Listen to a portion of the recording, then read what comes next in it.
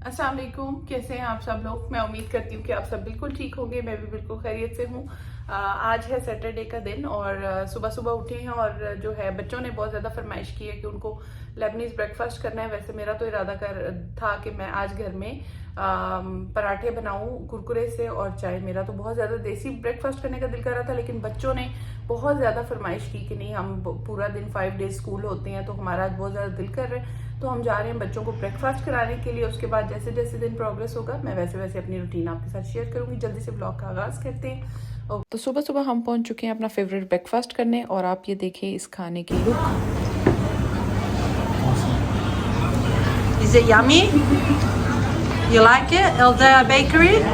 The best. all the time. The best pizza in the world. तो यहाँ की जो ऑनर थी ना, उसने आज वीडियो बनाई थी और वो कह रही थी कि ये जो है ना दुनिया का बेस्ट पिज़्ज़ा शॉप है, यानी कि मानूस शॉप है। हम खा रहे हैं लबना, ज़ातर, गार्लिक चीज़ और चीज़, और यही हमारा फेवरेट है। इसके बाद हम आ गए थे घर, और घर आने के बाद हमने किया था दावत का थोड़ा सा एहतमाम, क्योंकि आज हमारा दिल था कि अच्छा सा खाना बनाया जाए। सबसे पहले मैं आपके साथ शेयर करूँगी जो है निहारी की रेसिपी। सबसे पहले कुकर ले लिया था और उसके बाद जो है हमने इसके अंदर जो है गोश्त डाल दिया था। बीफ का निहारी हम लोग बना रहे हैं, ये स्पेशल निहारी वाला मीट है। इसके अंदर मैंने शान का निहारी मसाला डाल दिया था और इसको तब तक फ्राई करना है जब तक गोश्त तड़प तड़प के आपसे माफ़िया ना मांगे, यानी कि इसको सिर्फ इस मसाले के अंदर फ्राई करना है। पहले मीट को मैंने ऑयल में फ्राई कर लिया था और उसके बाद जब इसने कलर चेंज किया था तब मैंने जो है ना इसके अंदर मसाला डाल दिया था। लेकिन अब मैंने हल्की आंच पे मसाले को भी अच्छी तरह से फ्राई करना शुरू कर दिया था, वरना मसाला कच्चा रह जाता है। जब ये फ्राई हो गया था तो फिर इसके अंदर मैंने जो है ना पानी ऐड करना शुरू कर दिया था। तो मसाले के साथ भी मैंने थोड़ा सा ड्रॉप्स ऑफ वाटर डाल दिया था ताकि वो जल ना जाए। जो इसकी मेन गलती होती है वो यही होती है कि मसाले को ज़्यादा फ्राई नहीं करते हम लोग।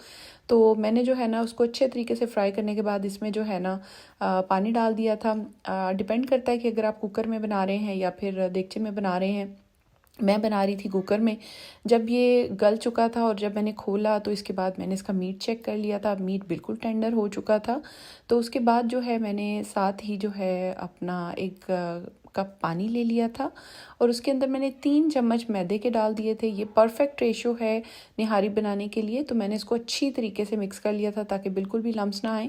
इसके अंदर शामिल कर दिया था निहारी के अंदर और इसको हिला लिया था और 15 मिनट के लिए हल्की आंच पे उसको पकने के लिए छोड़ दिया था। जब बिल्कुल हल्की आंच पे दम दे दिया था तो फिर उसके बाद जो है एंड पे इसके ऊपर थोड़ा थोड़ा ऑयल आना शुरू हो गया था। और उसके बाद एक साइड पे मैंने जो है ना पैन ले लिया था। पैन के अंदर मैंने हल्के से जो है ना बारीक कटे हुए प्याज जो थे उनको डाल दिया था ताकि मैं इनका कलर जो है ब्राउन कर सकूं। पैन में थोड़ा ऑयल ज़्यादा लिया था क्योंकि निहारी में मैंने ऑयल कम डाला था।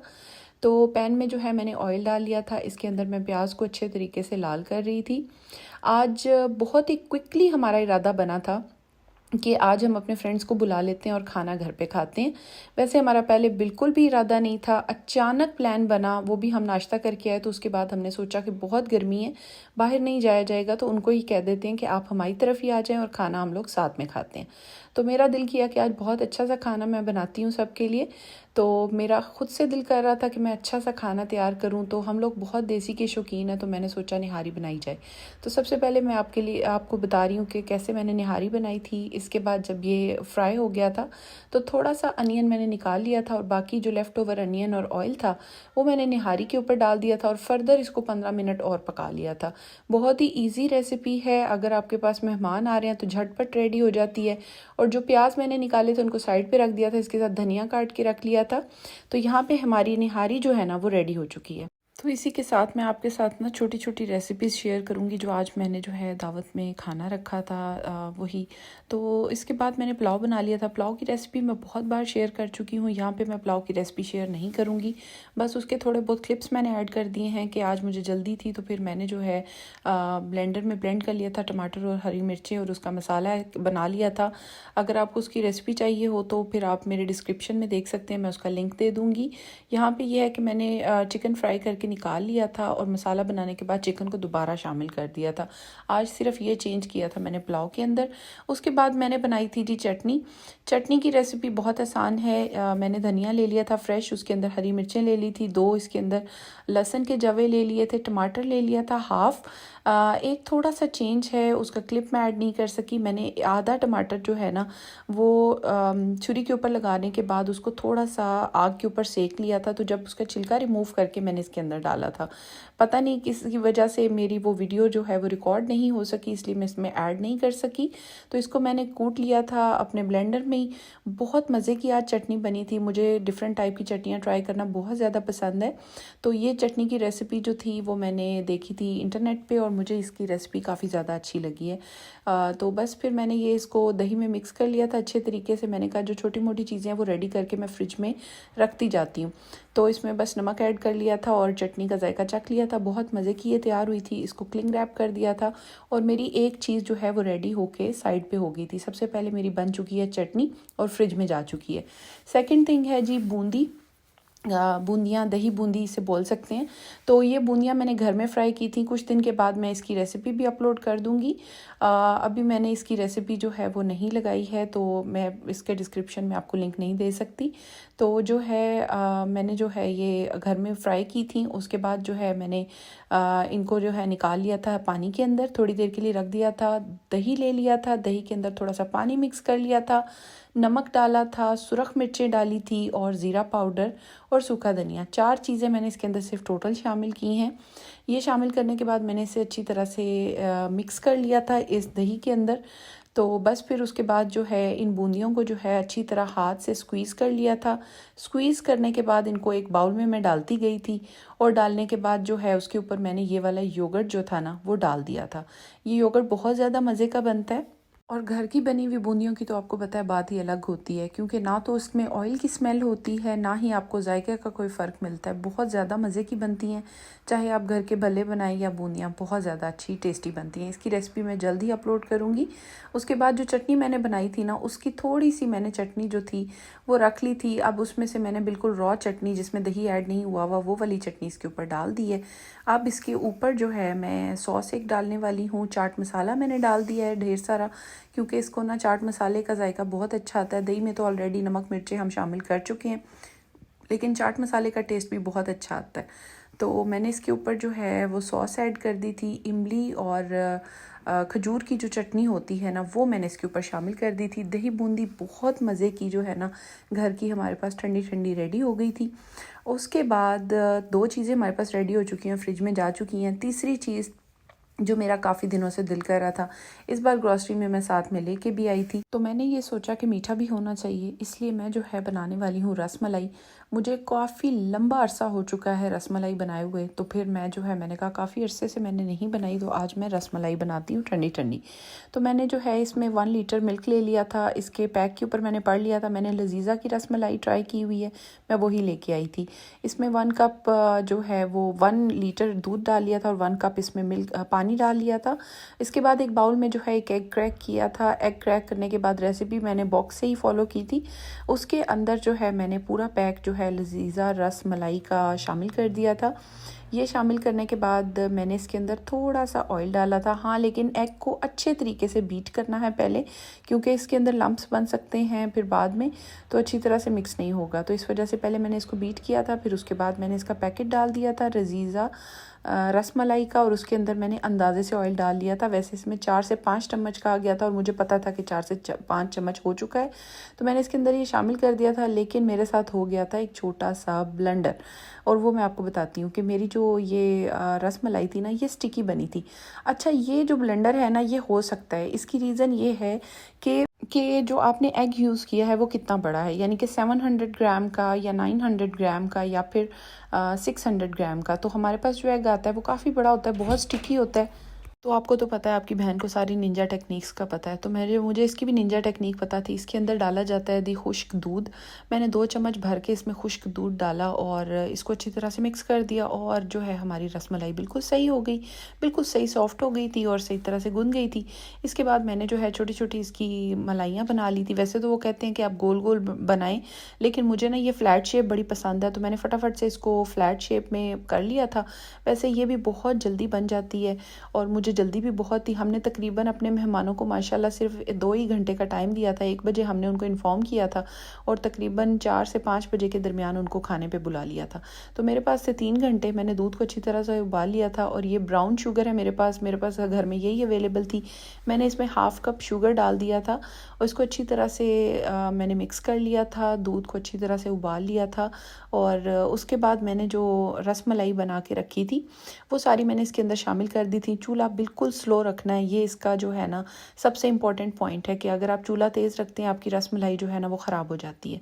तो चूल्हा बिल्कुल स्लो रख के मैंने ये सारा कुछ इसके अंदर डाल दिया था और 10 से 15 मिनट के लिए इसको पकने दिया था ताकि अच्छी तरह से ना ये कुक हो जाए। फिर इसको हल्की आंच पे फिर भी मैंने छोड़ दिया था 15 से 20 मिनट के लिए, और अच्छे तरीके से जब ये कुक हो गई थी, रसमलाई का साइज़ भी बड़ा हो गया था, तब जो है मैंने इसको अपने डोंगे में पोर कर लिया था और इसको फ्रीज़र में रख दिया था ठंडा होने के लिए, क्योंकि टाइम बहुत कम था। तो अब है जी वक्त कम और मुकाबला सख्त। अब जो है मैंने अपने चावल जो हैं वो दम पे लगाने हैं, तो मैंने चावलों को जो है पानी में डाल दिया है, इनको बस उबलने के लिए छोड़ दिया था मैंने। और बाकी हमारी चटनी भी रेडी हो चुकी है, बूंदी का रायता या दही बूंदी भी हमारी रेडी हो चुकी है और रसमलाई भी।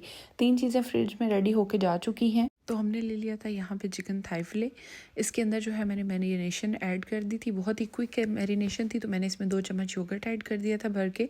उसके अंदर जो है मैंने शामिल कर दी थी क्रीम की जो है मैंने 4 to 5 जो है ना चमचे वो शामिल कर दिए थे इसके अंदर। उसके बाद जो है मैंने इसके अंदर हरी मिर्चों का पेस्ट डाल दिया था जायके के लिए। इसके अंदर सुरख मिर्चें बिल्कुल भी नहीं जाएंगी। तो इसके अंदर मैंने मलाई टिक्का का पैकेट जो था ना वो ऐड कर दिया था, क्योंकि टाइम बड़ा कम था, तो मेरे पास जो है मैरिनेशन के लिए और चीज़ें क्विकली अवेलेबल नहीं थी। तो फिर मैंने फ़ौरन से जो है मलाई टिक्का का पैकेट जो है ना वो इसके अंदर शामिल कर दिया था। ये नेशनल का था और इसको अच्छी तरह से मैरिनेट करके जो है ना वो थोड़ी देर के लिए रख दिया था। और उसके बाद जो है मैंने इसको जो है स्टीम कर लिया था अच्छे तरीके से, बिल्कुल हल्की आंच पे। जब ये बिल्कुल अच्छी तरह से स्टीम हो चुका था तो फिर उसके बाद जो है मैंने इसके अंदर शामिल की थी, मैंने इसको चेक कर लिया था कि चिकन अच्छी तरह से गल चुका है और ग्रेवी भी जो है ना अच्छी तरह से पक चुकी है। तो फिर इसके बाद इसके अंदर जो है मैंने फ्रेश क्रीम डाल दी थी और नीचे से चूल्हा बिल्कुल बंद कर दिया था, क्योंकि इस पॉइंट पे हमने क्रीम को बिल्कुल भी कुक नहीं करना, सिर्फ इसकी ग्रेवी में इसको शामिल करना है। तो इसके बाद इसके ऊपर हरिया धनिया जो है वो मैंने गार्निश कर दिया था। एक लाइट सी जो है ना कढ़ाई आपकी तैयार हो जाती है, बड़े मज़े से आप नान के साथ इसको सर्व कर सकते हैं। इतने में मैं थोड़ी सी तैयार हो गई थी, मेहमान आने वाले थे। उसके बाद मैंने चावलों का दम चेक कर लिया था। अब हम चावलों के लिए जो है वो तैयारी कर रहे हैं, प्लेट को सजा रहे हैं। यहाँ पे मैंने सलाद पत्ता ले लिया है और मैंने कहा थोड़ा सा डेकोरेशन भी कर लेते हैं। तो पहले मैंने इस प्लेट को जो है ना वो चावलों के लिए सेट किया था, फिर बाद में मुझे याद आया कि सलाद पत्ता के साथ जो है ना वो चावल सेट नहीं जाएंगे, तो इस वजह से अब फिर मैंने इसको शिफ्ट कर दिया था दूसरी प्लेट में ताकि मैं उसमें कबाब रखूँगी। तो अब ये सारा प्रोसीजर करने के बाद मैंने सोचा कि थोड़े कपड़े भी अब चेंज कर लिए जाएं, क्योंकि इन्हीं कपड़ों में जब खाना बनाया जाता है तो फिर आपके पास अच्छी खुशबू भी नहीं आती। तो फिर मैंने कहा थोड़ा सा तैयार होते हैं, तैयार श्यार होके आए। फिर मैंने आसिम गुजरा टेस्ट टेस्टर बनाया और खाना चखाया, और आपको भी बताती हूँ खाना कैसा बना। मैंने कहा मेहमानों के आने से पहले ज़रा इनको तो चखा लूँ मैं। चिकन के साथ चटनी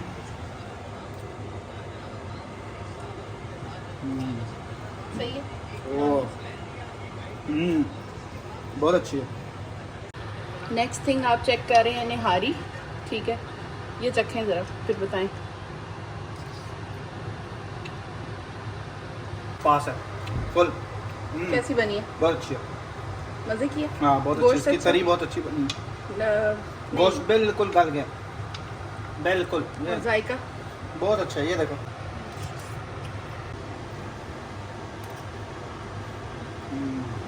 तो देखिए बहुत अच्छा, पास। बहुत इट्स टू गुड। ये मतलब ज़्यादा निहारी अच्छी है या फिर वो चिकन ज़्यादा अच्छा बना? क्या ज़्यादा? निहारी उससे ज़्यादा अच्छी है, निहारी बहुत अच्छी है, बहुत अच्छी है? बहुत बहुत अच्छी बनी है। ओके चलें फिर अब पुलाव थोड़ा सा टेस्ट करें। पुलाव का दम अभी आप उठा रहे हैं, ज़रा सा साइड से बस टेस्ट करें। अभी भी दम पे ही है ये, अभी रहेगा 10-15-20 मिनट। गीले हैं चावल। हाँ वो तो अभी दम पे है, मैं तो आपको सिर्फ चेक करा रही हूँ कि कैसा इसका टेस्ट कैसा है। मैं चिकन के साथ इसको फ्राई करता हूँ। लाओ।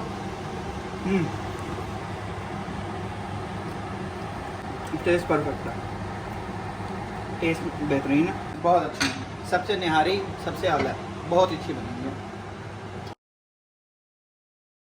तो बस तकरीबन हमारा खाना जो है ना वो रेडी हो चुका है। मेरे पास जो टाइम था उसमें यही खाना बना सकती थी और फटाफट मैंने ये खाना बना लिया था। और देखें हमारे मेहमान भी आ चुके हैं। अस्सलाम वालेकुम।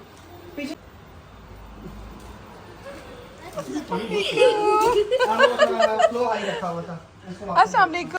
तो बस जब सब लोग आ चुके हैं तो उसके बाद फटाफट से खाना लगाने की हमें जल्दी हो रही थी। तो यहाँ पे मैं जो है वो रोटियाँ जो हम लोग यहाँ पे मिलती हैं, प्री पैक्ड रोटियाँ होती हैं, तो ये मैंने रखी थी और इसको मैंने जो है किचन सीजर के साथ जो है छोटा छोटा काट लिया था, ताकि जो है ना सबके रोटी बिल्कुल वेस्ट ना हो और जिसको जितनी चाहिए वो उतना पीस जो है वो ले ले। तो यहाँ पे मैंने जो है रोटियाँ कट करनी शुरू कर दी थी। और देखें हमारे मेहमानों ने भी अपनी जो है ना वो जिम्मेदारियाँ संभाल ली हैं। आसिम जो है वो लेके आए हैं 3 स्टेशन बफ़े। यहाँ पे मैं आपको देती हूँ जी एक प्रोडक्ट के बारे में इंफॉर्मेशन। यहाँ पे मिलता है जी 3 स्टेशन बफ़े। ये ऐसी प्रोडक्ट है कि आप इसके अंदर 3 तरह की जो है ना वो डिशेस होती हैं। इनके अंदर अगर आप खाना डाल के रखें तो आपका खाना जो है ना वो बिल्कुल गर्म रहता है। तो जितना टाइम आपके मेहमान बैठे रहते हैं आप खाना गर्म रख सकते हैं, आपको बार बार गर्म नहीं करना पड़ता।